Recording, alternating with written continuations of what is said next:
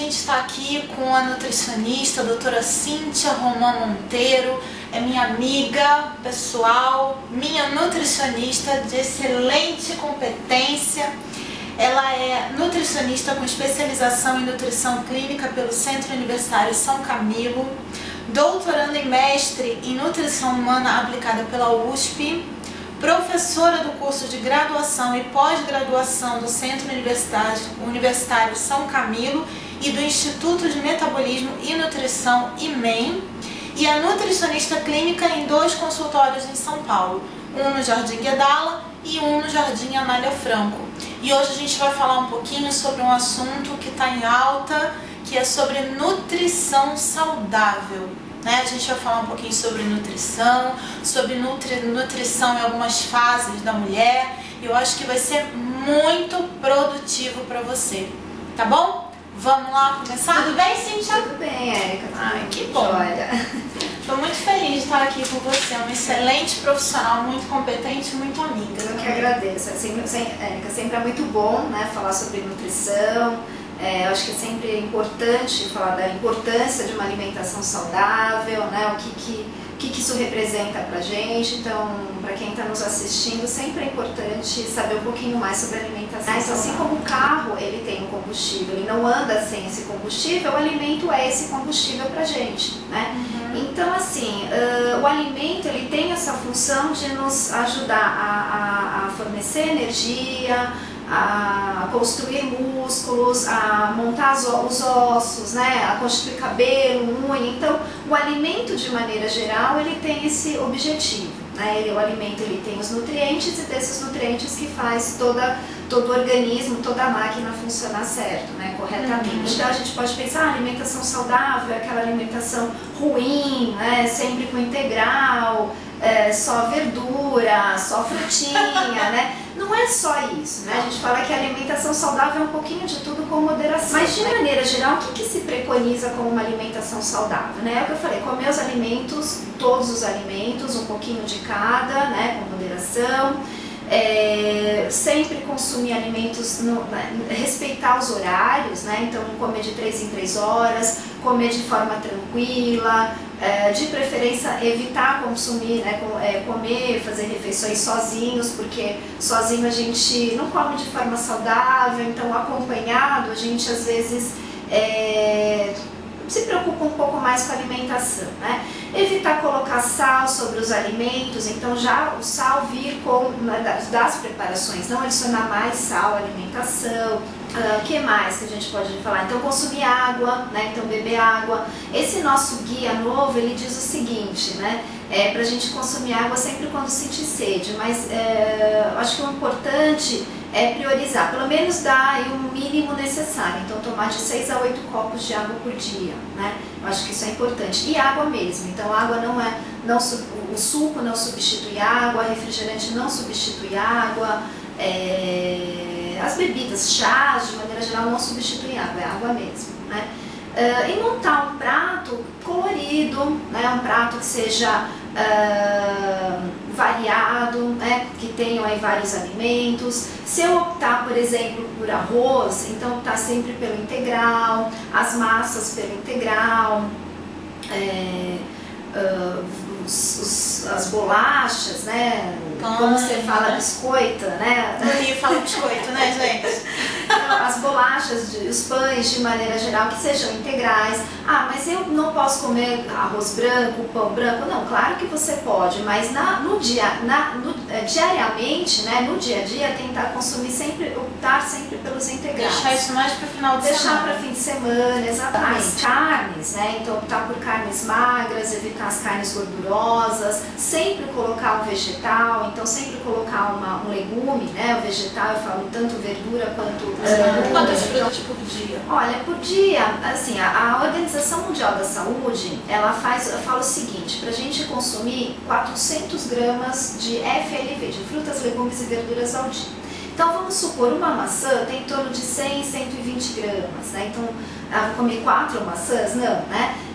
Mas se eu consumir, por exemplo, uma maçã, uma laranja, uma pera, já deu mais ou menos aí em torno de 300 e poucos gramas. Então fica em torno aí de umas 3 frutas e mais alguns legumes que você acrescenta tanto no almoço quanto no jantar. Os sucos naturais entram nisso aí. Entram nesse rol aí de frutas, né?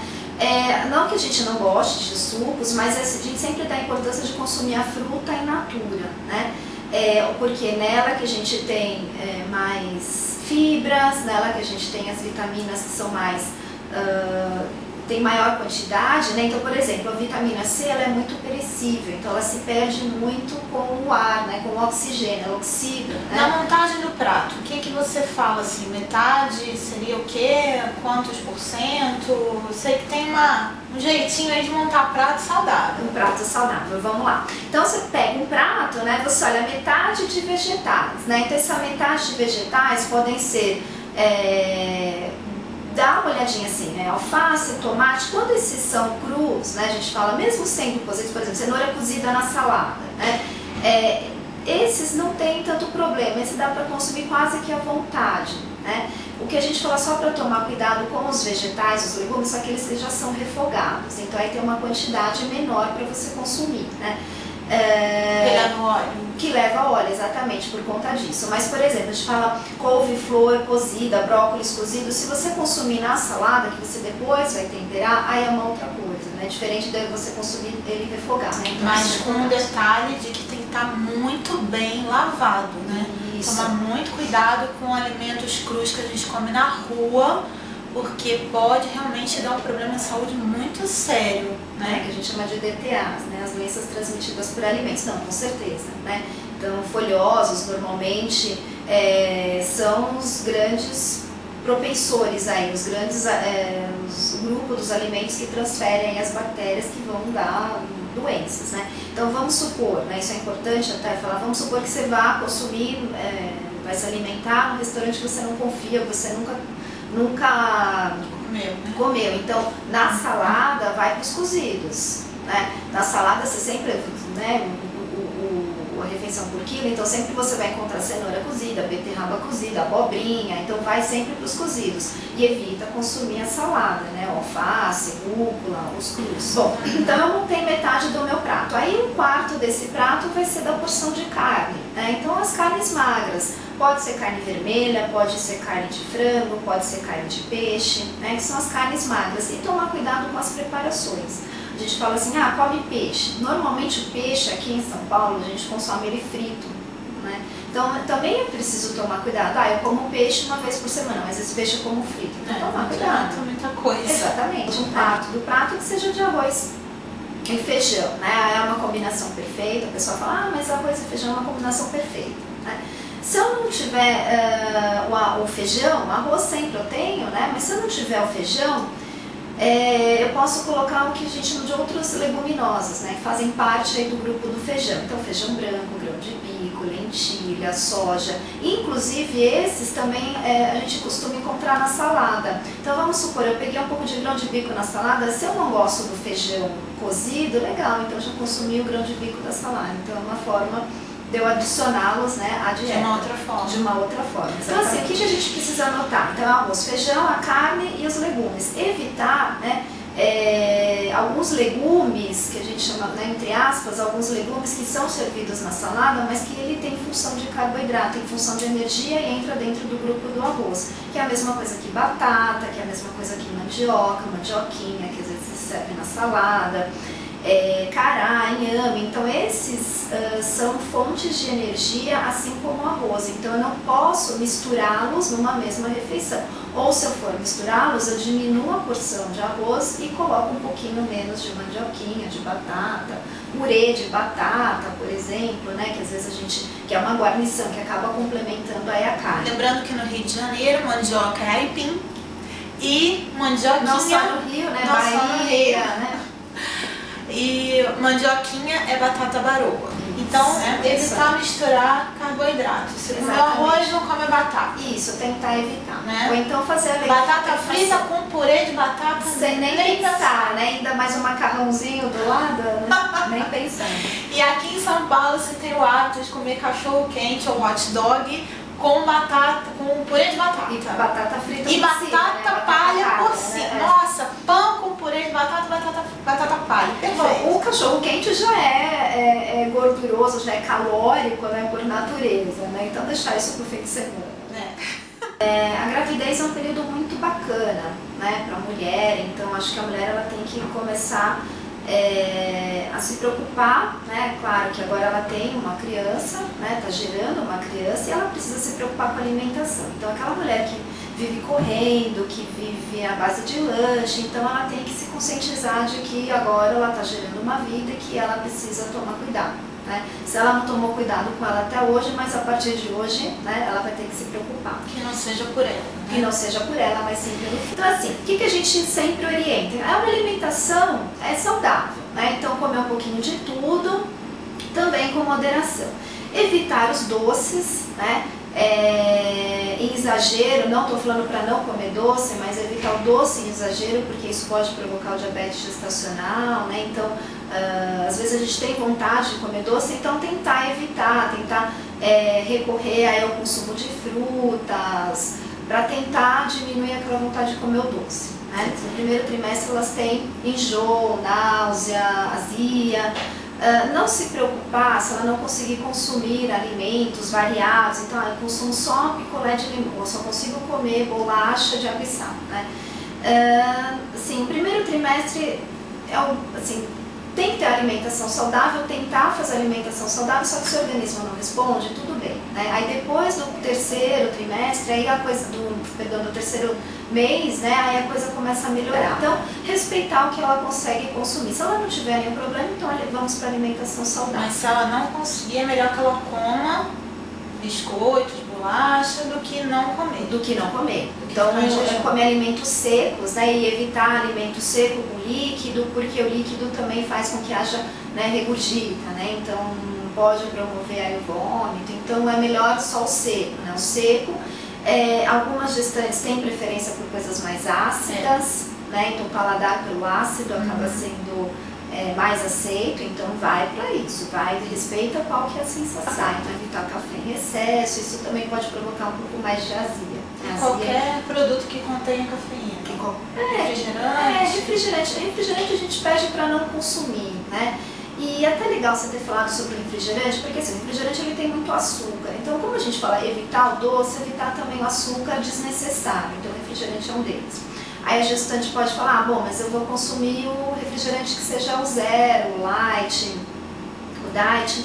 Para a gestante, a gente tem que tomar cuidado com os adoçantes, né? Inclusive, como ingredientes, então você olha lá na embalagem, tá lá ingredientes. Se tiver o chamado grupão grande, chamado edulcorantes, né, então aí entra o aspartame, a acesulfame K, sucralose, sacarina, ciclamato de sódio, são alguns tipos de edulcorantes, são dos mais utilizados na indústria, né? Todos eles podem provocar algum efeito deletério para a criança, né? Salvo exceções, por exemplo, a sucralose parece que não tem um efeito deletério, mas para quê? Né? Para que consumir, arriscar, né? Exatamente, para que consumir esse tipo de alimento se pode provocar algum efeito? Então tudo que tiver açúcar em excesso, né? Como refrigerante, por exemplo, que você comentou, até mesmo sucos, sabe aqueles sucos de caixinha, os sucos prontos também, a embalagem está escrito néctar, né? Nunca está escrito suco, né? Então pelo fato de estar escrito néctar, é água mais açúcar. Então, se você olhar dentro dos ingredientes, está lá a água e açúcar, é o segundo ingrediente com certeza, né? Então, quer dizer, tem grande proporção. Então, tentar evitar tudo que tem açúcar aí de adição. Então, ao invés de consumir o suco, faça um suco natural, né? Ou vá consumir a fruta, ou toma uma água de coco. Então, tentar preferir pelos naturais, evitar os mais industrializados, que é um momento especial. Com relação ao sal, não existe uma recomendação própria, né, específica para gestante, né? Então, o que a gente pede é para consumir, tomar cuidado com o consumo exagerado de sal. Então, da mesma forma como eu falei para uma alimentação saudável, evitar colocar sal em excesso, né, nas preparações, aquele sal de adição, né? Então ficar com saleiro sobre a mesa, porque é o que você falou, incha, né? O sal é importante, então não vou comer sal, não, o sal é importante, ele é a nossa fonte de iodo, é importante, além de ser fonte de sódio, é fonte de iodo, então é importante para nós, né? Tem que consumir sal, mas não numa quantidade exagerada, moderada. Você me perguntou do ômega, né?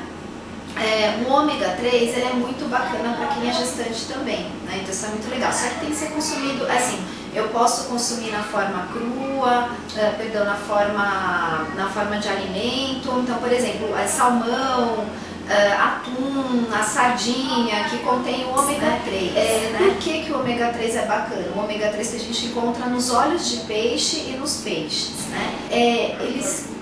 Existem pesquisas falando que o óleo de peixe, né, e que os derivados de peixe, eles deixam a criança mais inteligente, né? Então a gordura desse ômega 3, ela fica em volta, né, quando você vai desenvolvendo o bebê, né, ele vai ficando em volta do neurônio e faz com que a criança tenha mais sinapses, tenha mais conexões, e isso faz com que ela seja mais inteligente. Então é bom consumir desde o início. Desde o início, então é legal desde o início até a amamentação, porque via leite também é bacana, né? O único inconveniente é que se a gente, assim, a quantidade para dar um efeito bacana é um pouquinho maior do que a gente às vezes não consegue via dieta, então a gente parte para cápsula. Tem que conversar com o médico, ou tem que conversar com o nutricionista que está te acompanhando, né?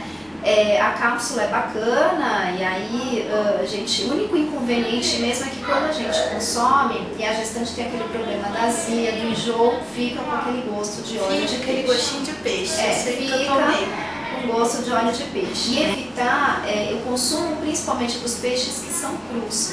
Por quê? Porque a gestante, ela já tem aquela condição própria, né, de ser mais favorável a ter a chamada doença transmitida por alimentos. Então, é mais favorável ela ter uma diarreia, um vômito por conta da presença, né, de uma bactéria nesse alimento. E a carne, ela é muito perecível, então se não tiver, né, cuidado, ela pode provocar esses efeitos deletérios para a gestante. E ômega 3, 6 e 9, tem diferença entre eles? Tem, é uma estrutura química, né, tem diferença.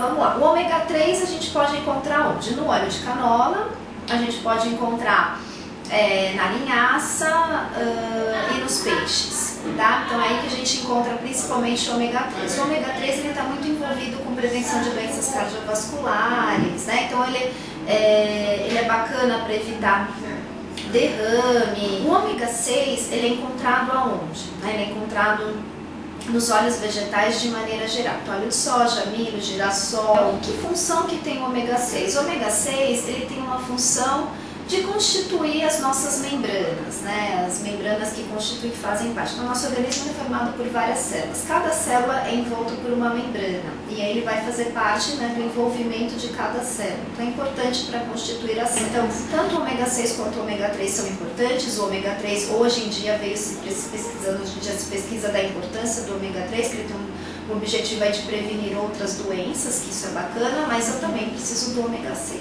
tá? E o ômega 9 é o que nós encontramos em algumas oleaginosas, nozes a gente encontra, né? E encontra no azeite, tá? E no abacate também a gente encontra.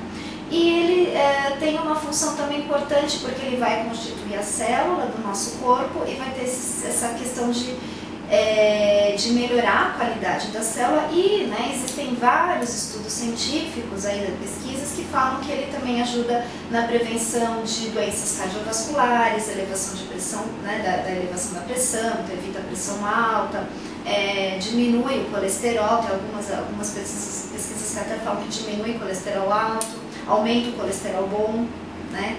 Então essa é a função do ômega 9. Bacana, não sabia dessa diferença toda não. Muito legal. Então a gente tem que perceber quais são os sintomas, né? O que ela tá,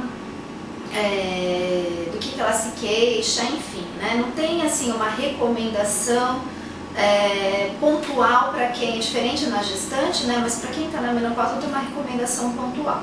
Que normalmente elas têm, né? A gente fala de dislipidemias, então aumenta o colesterol, aumenta o triglicérides do sangue, pode ter um pouquinho de diabetes, então a gente entra para aí, né, para conduta aí mais própria, né, para quem está com colesterol, para quem está com diabetes, né, então é aí que a gente entra. E o que grande parte das mulheres na menopausa reclama é a obesidade, né, principalmente o aumento da circunferência abdominal. Existem algumas pesquisas que falam a respeito da soja, né, então a soja ela contém uma substância chamada isoflavonas, né? E essas isoflavonas, elas, né, existem algumas pesquisas que falam que elas diminuiriam os fogachos, diminuiriam a sensação, né, de fogacho ser a sensação de calor que a mulher tem na menopausa. As ondas de calor. As ondas de calor, exato. Diminui um pouco o colesterol alto no sangue, enfim. É legal, né? É bacana usar soja. Só que o que a gente fala a respeito da soja, né? Que a gente tem que consumir desde criança. Então as japonesas, elas passam mais facilmente pela menopausa porque elas já consomem desde cedo, né? Então não adianta eu resolver agora, estou na menopausa, resolver comer tudo à base de soja, né? Então também não é tão bacana assim. Então soja seria leite de soja, carne de soja, tofu, a soja como grão, né? Então esses seriam os alimentos à base de soja que eu poderia entrar. E aí tem alguns estudos que falam que se eu consumi-los, eles diminuem os fogachos e a dislipidemia. Óleo de soja. Com certeza. Não, também não. Mas os derivados de soja que contêm a isoflavona, o óleo não tem. Não tem. Óleo de soja não. Inclusive, aproveitando, né, você falou do óleo de soja, não só para quem está na menopausa, mas o óleo de soja ele não é um óleo tão bacana para se preparar, né, os alimentos. Então a gente sempre orienta a usar um óleo de girassol ou óleo de canola. Né? Qual dos dois é melhor? O óleo de canola é um óleo bacana, né? O que a gente só pede para tomar cuidado é não aquecer o óleo de canola muito. Não aquecer muito, exatamente. Não aquecer tipo... Faz tudo com óleo de canola, tá errado? Por exemplo, não tá errado não. É só não aquecer. Por exemplo, se eu for fazer fritura, aí eu uso um óleo de soja, que o óleo de soja é o mais resistente para fritura. Agora, o óleo de canola, é legal você usar para fazer um refogado, né? Fazer um arroz, um feijão, que são refogas rápidas, né? Que você não fica fritando. Então, fritar o óleo, né, de canola com... Fazer uma batata frita, um quibe? Não. Aí eu uso soja, que soja é mais resistente. O óleo de canola é bacana para fazer alguns refogados. E o azeite sempre cru, né? Sempre cru ou adicionar preparações que estão quentes. Por exemplo, adicionar a uma sopa, adicionar um legume que acabou de ser cozido. Então esses alimentos que a gente faz assim, tenta requintar o prato, aí fala, vou fazer um brócolis puxado no azeite, não é legal? Não é tão legal. É melhor colocar o azeite depois. Azeite depois. Fica a dica aí. Hoje em dia, a gente tem a famosa mulher moderna, né? A mulher que sai, trabalha, executiva, sai de manhã cedo, toma um cafezinho rápido, não tem tempo para almoçar. Como que uma mulher moderna, super ágil, e eu sei que você é uma dessas, que não tem tempo para nada, como que a gente faz para se alimentar bem? Bom, vamos lá. Então assim, primeiro, tomar um bom café da manhã, né? Então não posso sair de casa sem tomar café, né? Tentar se programar para tomar um café da manhã adequado, ou acorda mais cedo, ou eu tento montar uma lancheirinha para pelo menos tomar o café no carro, sei lá, né? Tentar ter uma primeira refeição bacana, né? Tem muitas mulheres que hoje vão pro consultório e falam, mas não dá tempo, então eu acordo, arrumo as crianças, levo as crianças para a escola, não dá tempo de tomar um bom café da manhã, então prepara uma lancheirinha já à noite para você pegar e consumir esse café no carro ou na empresa no máximo, né? Então a primeira refeição é uma refeição importante. E o que tem que ter nesse café da manhã? Que pode ser um leite, pode ser um iogurte, pode ser até, né, dependendo se tiver problema com temperatura, não consigo levar uma malinha térmica, sabe, aquele queijo processado, a gente não pode falar marcas, né? Mas queijo processado pode falar que são tipo polenguinho, ou então tem uma outra marca que é a vaca Kiri, né? Então só aqueles queijos. Vaca Kiri? Uma outra marca. Uma marca? Uma marca, exatamente, desses queijos processados, né? Esses queijos quadradinhos, que não precisa de uma temperatura baixa, né? Então, esse acaba substituindo o leite, acaba substituindo o iogurte, e em últimos casos eu posso até colocar uma caixinha daquele extrato de soja, né, que são aqueles sucos feitos à base de soja, eu só preciso tomar cuidado que ele tem que ser rico em cálcio, porque aí sim ele acaba substituindo. Como fonte de energia, a gente precisa colocar um pão integral, uma torrada integral, uma bolacha integral. Hoje em dia existem vários tipos de bolacha integral, tem algumas que são doces, tem outras que são salgadas. Sempre é muito bacana verificar se tem lá a quantidade legal de e aí uma fonte de que a gente fala de vitaminas e minerais, que são as frutas, né? Qual fruta? Qualquer fruta. Precisa ser mamão? Não, qualquer tipo de fruta, a fruta que você gostar. Então uma fatia de melão, meio mamão, ou se for aquele mamão maior, né, uma fatia média. Pode ser melancia, manga, uva, banana, enfim. Isso é o que a gente pede para colocar no café da manhã. Então a mulher moderna, aí ela vai trabalhar... Podendo ser em forma de suco também. Podendo ser em forma de suco, né? Sempre pensando que a forma fruta é melhor do que a forma suco. E que o suco de caixinha não substitui o suco natural, né? Então assim, o suco de caixinha ele tem açúcar. Hoje em dia existem alguns sucos de caixinha que já não tem açúcar, então a gente tem aqueles integrais, está chamado suco integral, né? Então sempre olhar na caixinha, se tiver escrito suco integral, o substitui, suco, aí acaba substituindo, exato. Agora se for néctar, aí é a água mais o açúcar, né? Água, açúcar e mais a fruta, então ele vai ter açúcar que ele não substitui. A mulher moderna, então ela não tem tempo, é o que você falou, ela acaba não tendo tempo, vai trabalhar, enfim. Então o que precisa fazer? Se preocupar em não ficar muito tempo sem se alimentar. Então, se for para reunião, não dá para levar fruta, né? Então não dá para você, dependendo da fruta, dependendo da reunião, não dá para você abrir um potinho. Então tentar se programar. Dá licença, pessoal, eu vou abrir aqui minha marmitinha, né?